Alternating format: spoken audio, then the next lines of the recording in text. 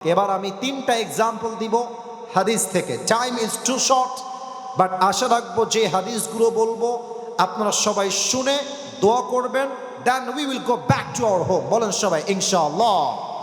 প্রশ্ন করছি, উত্তর দেন আমার রংপুরের পীরগঞ্জের ভাইরা। নবীজির মোট স্ত্রী ছিলেন কয়জন? মাঝখানে অ্যাক্টিভে ডানে বামে কথা কয় না, 11 জন। বলেন সবাই কয়জন? মাশাআল্লাহ। সেকেন্ড প্রশ্ন, উত্তর কেউ দিতে ভয় করবেন না, আমি আপনার ভাই, আমি আপনার সঙ্গে আছি। নবীজির প্রথম স্ত্রীর নাম কি ছিল? মাশাআল্লাহ, উত্তর সঠিক। বলেন সবাই, নাম কি ছিল? রাদিয়াল্লাহু তাআলা আনহা। আচ্ছা, আর একটা লাস্ট প্রশ্ন, নবীজির সব স্ত্রী হয় ডিভোর্সড অথবা বিধবা। আই রিপিট এগেন, আমি আবারও বলছি, নবীর প্রত্যেকটা ওয়াইফ হয় ডিভোর্সড অথবা বিধবা।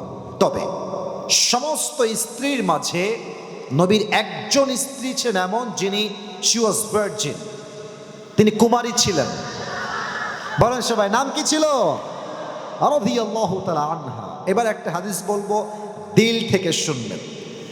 খাদিজা রাদিয়াল্লাহু তাআলা আনহা এমন একজন স্ত্রী ছিলেন যিনি নবীজির প্রথম নাম্বার স্ত্রী ছিলেন। খাদিজা রাদিয়াল্লাহু তাআলা আনহার প্রথম স্বামী মারা গেছেন, সেকেন্ড স্বামী মারা গেছেন, থার্ড টাইম বিয়ে করেছেন, 3 নাম্বার স্বামীও মারা গিয়েছে। প্রত্যেক স্বামীর ঘরে একটা করে সন্তান ছিল। আচ্ছা, আপনারা একটু ভাবেন তো, এই যে অনেকগুলো মেয়ে এখানে আছে, মায়েরা আছে, বিশ্বাস করেন মেয়েদের জীবনে বিয়ের পরে স্বামীর মতো আপনার দ্বিতীয় কেউ নাই।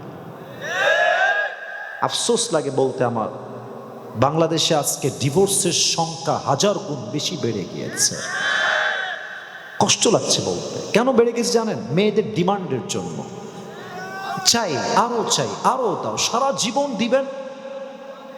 দেখবেন জীবনের শেষ মুহূর্তে গিয়ে আপনাকে আপনার বউ বলবে, তুমি আমাকে জীবনে কি দিলা?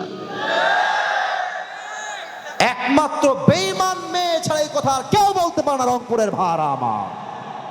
আর একটা কথা বলেই ফেলি ওয়াজের মাঝে, হাদিসের মাঝে, না বললে শান্তি পাবো না। টাকা ছাড়া পুরুষের কোনো পরিচয় নাই। টাকা কামাবেন, বউয়ের কাছে সেরা স্বামী। টাকা কামাবেন, বাপের কাছে সেরা ছেলে। টাকা কামাই করবেন, ছেলের কাছে সেরা বাবা হয়ে যাবেন। আর টাকা কামাই করবেন না, রক্তের মানুষগুলো আপন হয়ে যাবে রংপুরের ভাড়া। দেখেন হাদিস কি বলে।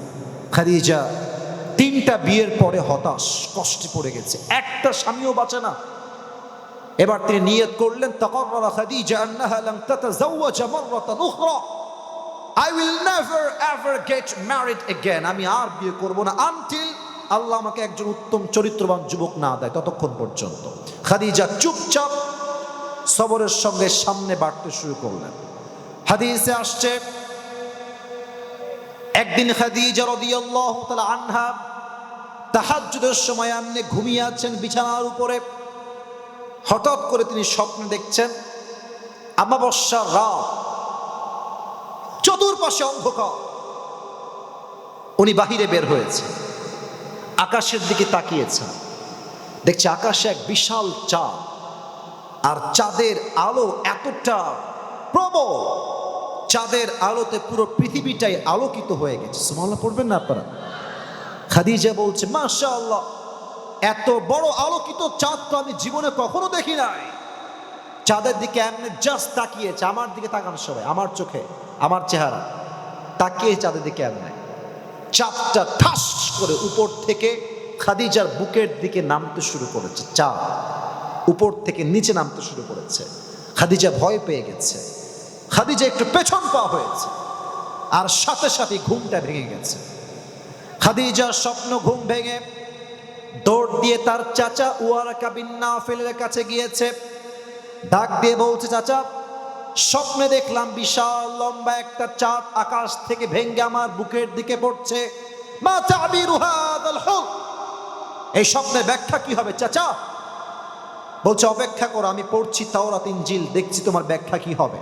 চাচা ওয়ারাকা বিন নাফিল তাওরাত খুললেন, ইনজিল খুললেন, খুলে বলছেন, খাদিজা গুড নিউজ। এই ওই দিক না, এদিকে তাকাও। গ্রামের চাচাতো ভাইয়ের মতো আচরণ করলে চলবে না, ঠিক আছে? ড্রোন এগুলো উড়বে, নট এ বিগ ডিল, আমার চোখে চোখ রাখো। বলছে খাদিজা, গুড নিউজ, সুসংবাদ তোমার জন্য। শোনো, আমি তাওরাত আর ইনজিল খুলে ব্যাখ্যা করে বুঝতে পারলাম শেষ নবী তোমার স্বামী হিসেবে কবুল হতে চলেছে। সুবহানাল্লাহ। খাদিজা বলছে এটা কি সত্যি? বলছে ইয়েস, সত্যি, অপেক্ষা করো, সবরের পরিচয় দাও। লম্বা হাদিস, লম্বা ঘটনা, আমি শর্টকাটে বলার ট্রাই করছি পীরগঞ্জের ভাইরা। একদিন নবীজি খাদিজা রাদিয়াল্লাহু তাআলা আনহার ঘরে আসলেন একজন বিজনেস পার্টনার হিসেবে। ইউ অল নো দিস হাদিস, এটা সবাই আপনারা জানেন। তো দেখেন আমাদের যে বাসাগুলো আছে, দেখবেন যে বাসার দুইটা রুম, মানে দুইটা রুম বাসায়, দেখবেন এই পাশে একটা রুম, এই পাশে একটা রুম, পাশে হচ্ছে বারান্দা। তো বাসার মাঝে যে দেওয়ালটা থাকে, মাঝে মাঝে দেওয়ালে জানালা বা উইন্ডো থাকে কি থাকে না? এই যে কথা না বললে ওয়াজ কারে করে, থাকে না থাকে না? থাকে। তো নবীজি এসেছেন বিজনেস করার জন্য, মূল অর্থ নিবেন, ব্যবসা করবেন, আবার বিপুল পরিমাণ লাভ করে খাদিজাকে ফিরাই দিবেন। তো খাদিজা বলছে উনি কি এসেছেন? যে যুবকটা আসার কথা, দাসীরা বলছে এসেছেন, আপনি দেখে যান। তো খাদিজা এদিকে তাকান, জানালার দিক থেকে দেখছেন যে যুবকটা কে, দেখি তো একবার। তার নাম হলো আল আমিন, তাকে সবাই বিশ্বাসী যুবক বলে ডাকে। যুবকটা আসলে কে? একবার চোখ তুলে জানলা দিয়ে তাকিয়েছে নবীর দিকে। নবীজির নূরানি চেহারা, তার অসাধারণ ব্যক্তিত্ব, সে যে এতটা হ্যান্ডসাম, তার নূরানি চেহারা দেখেই খাদিজা বুঝে গিয়েছে এটাই আমার শেষ নবী, এটাই আমার স্বামী হবে। সুবহানাল্লাহ। কিন্তু আমাদের যুবকদের লজ্জা কম, মেয়েদের লজ্জা একটু বেশি। আমরা চাইলে প্রস্তাব করতে পারি, মেয়েরা চাইলে সহজে বিয়ের প্রস্তাব দিতে পারে না। তো খাদিজা ভাবছে যে কেমনে বিয়ের প্রস্তাবটা তারে দেই, আমার তো লজ্জা লাগছে। তো খাদিজা একদম দাসী ডেকেছে তাকে, আপনি আমার পক্ষ থেকে এই যুবক মোহাম্মদকে বিয়ের প্রস্তাব দিবেন, এটা আমার পক্ষ থেকে। তো বলছে ঠিক আছে, দেওয়া যাবে, তবে আজকে নয়, ব্যবসা করে ফিরে আসুক, তারপরে বিয়ের প্রস্তাব দিব। এই কালো গেঞ্জি কই যায় বাচ্চা, তোকে ধরেন তো, ওই যে ওইটা, ওই যে ওইটা। এই বেটা, তোর বউ আছে, কই যাস বেটা, বসো। তাকবীর দেন সবাই, নারায়ে তাকবীর। মাত্র 50 মিনিট হয়েছে, 10 মিনিট সময় দাও আরো। ওয়াজ শেষ না হলে কেউ বাসায় ফিরতে পারবে না, ঠিক কিনা বলে? তো বলছে ঠিক আছে, আপনি ফিরে আসলেই প্রস্তাব দিবেন। এই আব্বা যান, ও আব্বা যান, ও মায়েরা একটু শোনেন না আমার কথাটা, দেখেন না আপনার জীবনে পরিবর্তন আসে কিনা। তো কয়েকদিন পরে যখন নবীজি ব্যবসা করে বাসায় ফিরে আসছেন, খাদিজার দাসী তার বাসায় আসছে, এসে বলছে আসসালামু আলাইকুম মুহাম্মদ, তোমার সাথে কথা বলা যাবে কোনো বিষয়ে? বলছে আসেন, কথা বলবো, সমস্যা নাই। তো অনেক কথাবার্তা হওয়ার পরে খাদিজার দাসী বলছে মুহাম্মদ, একটা প্রশ্ন করব, যদি মাইন্ডে না। বলছে কি প্রশ্ন বলেন? আচ্ছা তোমার বয়স তো মাশাআল্লাহ 25 বছর হয়ে গেছে, তো তুমি দেখতেও সুন্দর, ব্যবসাও শুরু করেছো, তুমি বিয়ে করো না কেন, সমস্যা কি তোমার? নবীজি বলছে সব ঠিকঠাক আছে আমার বিয়ের জন্য, কিন্তু আমার কাছে এইটা নাই, টাকা নাই, আমাকে কে মেয়ে দিবে? আমার আব্বা যান, বোনেরা, মায়েরা কান খাড়া করেন। তো দাসী বলছে তুমি টাকার জন্য বিয়ে করতে পারছো না, এটাই তোমার সমস্যা? It's not a big deal, কোনো সমস্যাই না। আমার কাছে এমন একজন মেয়ের সন্ধান আছে, যেই মেয়েকে বিয়ে করলে তোমার দেনমোহর দেওয়া লাগবে না, যেই মেয়েকে বিয়ে করলে তোমার পোশাক দেওয়া লাগবে না, যেই মেয়েকে বিয়ে করলে তোমার হাত খরচ দেওয়া লাগবে না, বাড়ি গাড়ি কিছুই দেওয়া লাগবে না, বরং তোমার যা লাগবে সেই মেয়ে নিজেই তোমাকে সব দিয়ে দিবে। আরে এরকম মেয়ে কি তো কেউ আছে নাকি? মাসমুহা, সেই মেয়ের নাম কি আমাকে বলেন, আমি বিয়ে করবো, আপত্তি নাই। বলছে ইসমুহা খাদিজা, তার নাম হলো খাদিজা, তুমি বিয়ে করবা? নবীজি লজ্জা পেয়ে গেছে, কারণ কি জানেন, নবীজি খাদিজাকে আগের থেকেই পছন্দ করেন। তবে বাস্তবতা হচ্ছে বড়লোক ঘরের ছেলে গরিব ঘরের মেয়েকে বিয়ে করে, বড়লোক ঘরের মেয়ে কখনো গরিব ছেলেকে বিয়ে করতে চায় না। নবীজি প্রস্তাব দিতে পারেন নাই। তো যাই হোক, প্রস্তাব চলে আসছে, নবীজির অ্যাটিটিউড দেখেন, অ্যাটিটিউড কাকে বলে, ব্যক্তিত্ব কাকে বলে। এত পছন্দের মেয়ের পক্ষ থেকে বিয়ের প্রস্তাব আসছে, নবীজি বলবেন হ্যাঁ হ্যাঁ হ্যাঁ আমি এখনই বিয়ে করবো, আমাকে এখনই যান না। বলছে ঠিক আছে আপনি যান, আগামীকাল দেখা হবে, কথা হবে, আমি সিদ্ধান্ত নিয়ে আপনাকে জানাবো। এটা ব্যক্তিত্ব। আর তোমরা তো মেসেঞ্জার একটা হাই পাইলে আসসালামু আলাইকুম আপু, এটা কথা বলা যাবে, নাম্বারটা পাওয়া যাবে, এটা অডিও কল দিয়ে, এটা ভিডিও কল দিয়ে আপনাকে কথা ঠিক কিনা বলো যুবক ভাই, এটা ব্যক্তিত্ব বোধ না। মেয়েরা সেই ছেলেকে পছন্দ করে না যে পেছনে ঘুরঘুর করে, মেয়েরা সেই ছেলেকে পছন্দ করে যে তার ক্যারিয়ারে ফোকাস করে। নবীজির ব্যক্তিত্ব দেখেন, বলছে আজকে না কালকে, আজকে সময় নাই, কালকে দেখা হবে। কালকে এসেছে চাচা আবু তালেবকে নিয়ে। আবু তালেব এসে বলছে খাদিজা তুমি কি শিওর যে তুমি এই গরিব ছেলেকে বিয়ে করবা? জাস্টিফাই করছেন, শিওর তো? খাদিজা বলছে জি জি আমি শিওর তাকে বিয়ে করবো। এই খাদিজা শোনো, আমরা কিন্তু গরিব ঘরের ছেলে, আমারও টাকা নাই, আমার ভাতিজার কিন্তু কোনো টাকা পয়সা নাই, তবে হ্যাঁ টাকা নাই এটা সত্য, বাট আমি তোমাকে ভাতিজার ব্যাপারে গ্যারান্টি দিচ্ছি আমার ভাতিজা মুহাম্মদের মতো চরিত্রবান যুবক মেয়ে তলাটা আর কাউকে খুঁজে পাবা না। বিয়ে করবা? বলছে জি আমি রাজি আছি, আমার টাকা পয়সা দিয়ে কাজ নাই, চরিত্রটাই আমার কাছে আসল দামি জিনিস। মেয়েরা বোঝে না, চরিত্রবানকে না গাঞ্জাখোরকে মেয়েরা পছন্দ করে। আল্লাহু আকবার। খাদিজা রাজি হয়ে গেলেন, আবু তালেবও রাজি, নবীও রাজি, বিয়ের আব্দ হয়ে গেল, বিয়ে হয়ে গেল। এবার বলেন তো বিয়ের পরে একটা ওয়ালিমা খাওয়া দাওয়া রংপুরের পীরগঞ্জের ভাইরা আছে না নাই? আরে আর বাদ কারো আছে না নাই? কি খাওয়াবে? নবী তো গরিব ঘরের ছেলে, টাকা নাই, সম্পদ নাই। আরে বউ হলে এরকম বউ হওয়া দরকার আসলে। খাদিজা বলছে টাকা নাই তো সমস্যা কি, আমাকে যে আপনারা 20টা উট মোহর হিসেবে দিয়েছিলেন, এই 20টা উট মেহমানদের জন্য এখনই জবাই করে দেন। জবাই হয়ে গেল, ওয়ালিমা হয়ে গেল, খাওয়া দাওয়া সব বিদায়, বাসর রাতের পালা। হ্যাঁ অনেকের চোখ লাল হয়ে গেছে, মুখও লাল হয়ে গেছে, এটা বুঝতে হবে, এটা লজ্জার বিষয় না, জানার বিষয়। তো বাসর রাতে নবীজি পরে এসেছেন ঘরে, খাদিজা আগেই ঘরে বসে আছেন। আমার কাছে সময় আর বেশি পাওয়া যাবে না, এটা বলে আমাকে শেষ করতে হয়তো বা হবে। খাদিজা বসে আছেন, নবীজি এসেছেন, সালাম দিয়েছেন, ঘরে প্রবেশ করে খাদিজা চুপচাপ, নবীও চুপচাপ, কারণ নবীজির প্রথম বিয়ে এইটা, কি বলবে, কি বলতে কি বলে ফেলবে, নবীও চুপচাপ করে বসে আছে। কিন্তু খাদিজা একটু চালাক ছিলেন, বলছে আচ্ছা আপনি কি জানেন যে আপনাকে আমি বিয়ে করলাম কেমনে, কেমনে পেলাম আপনাকে? তো নবীজি কিউরিয়াসিটি নিয়ে, মানে আগ্রহ নিয়ে, কেমনে কেমনে বলেন না, আপনি বললেই না আমি জানবো না, আমি বুঝতে পারবো না আপনি আমার কেমনে পাইছেন।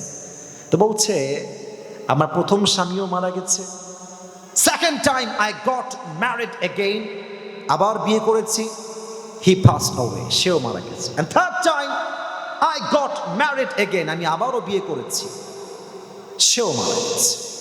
3 জন স্বামীর মৃত্যুর পরে একজন মেয়ের মেন্টাল অবস্থা কি যে হয়, আই কান্ট এক্সপ্লেইন দ্যাট, এটা বলার ভাষা আমি আসিফ হুজুরের কাছে নাই, একটা সেই মেয়ে বুঝবে, আর কেউ বুঝবে না।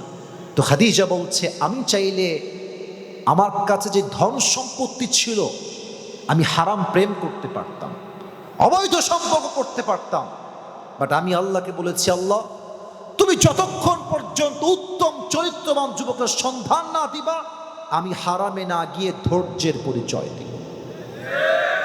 আমি হারামে যাব না, যত কষ্ট হোক, বিয়ের পরে যা হবে হবে, বিয়ের আগে আমার কিছুই হবে না।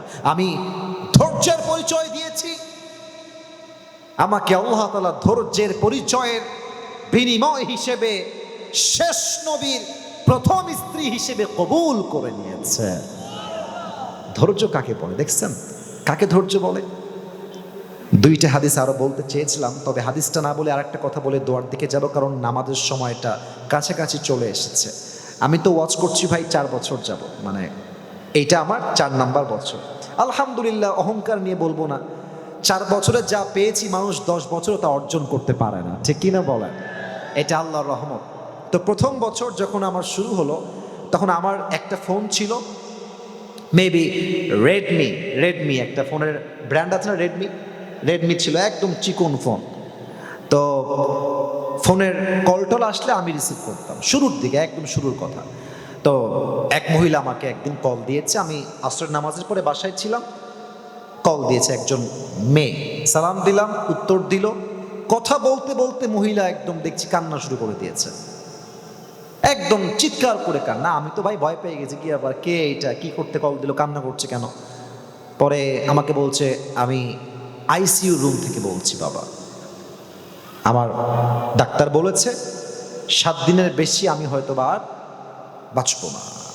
আমার মনে হচ্ছে দুনিয়ার সবাই স্বার্থপর হয়ে গেছে, আমার মনে হচ্ছে আমার সঙ্গে কেউ নয়, আমি কি করবো বাবা, তুমি আমাকে সাজেশন দাও। আমি বললাম, আম্মা জান, দুনিয়ার সবচেয়ে খারাপ মুহূর্তে সবাই স্বার্থপর হতে পারে, বাট আপনার রব কখনো স্বার্থপর হতে পারে না। আল্লাহ আপনার সঙ্গে আছেন। আর মাথায় রাখবেন, ডাক্তার যা বলে, there is possibility, এখানে সম্ভাবনা আছে, it is not 100% confirm, এটা নিশ্চিত নয়। কারণ হায়াত আর মতের মালিক ডাক্তার নয়, হায়াত আর মতের মালিক একমাত্র আমার আল্লাহ তাআলা, ঠিক কিনা বলেন? আম্মা জান, হতাশ হবেন না, ধৈর্য ধারণ করেন, সবর ধারণ করেন। এই কথা বলে কয়েকদিন যাবৎ কল কেটে দিয়েছি, কয়েকদিন যাবৎ আর কোনো কথা নাই। প্রায় অনেক দিন পরে একটা কল আসলো, আমি নিজেই রিসিভ করলাম। দেখলাম একজন মহিলা কথা বলছে। বললাম, কে বলছেন, পরিচয় কি? বলছে, আপনি আমাকে চিনতে পারেন নাই। বললাম, না, কে?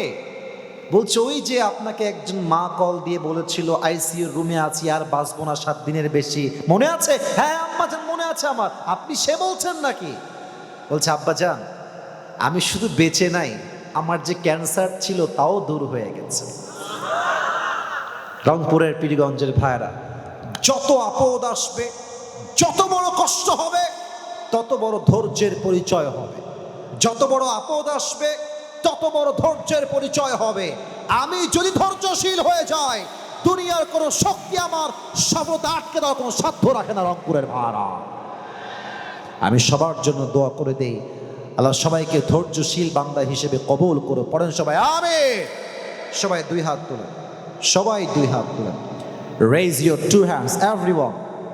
কেউ যেন বাদ না যায়, নট আ সিঙ্গেল পারসন, কেউ যেন বাদ না যায়। হাত দেখতে পাচ্ছি সবার, সবাই একটা কাশি দেন, একটা তাকবীর দেন, হাত উপরে রাখবেন, নারায়ে তাকবীর। বলেন সবাই হুজুর। আসতে বললে হবে না প্রিয় ভাইরা, বলেন হুজুর। আমরা সবাই ওয়াদা করছি, আজ দোয়া না করে আমরা কেউ উঠে, এই যে শুনতে পাই নাই, উঠে হাত দেখতে চাই, যাব না। হাত দেখার সবাই যাব না, বলেন সবাই হাত তুলে ইনশাআল্লাহ।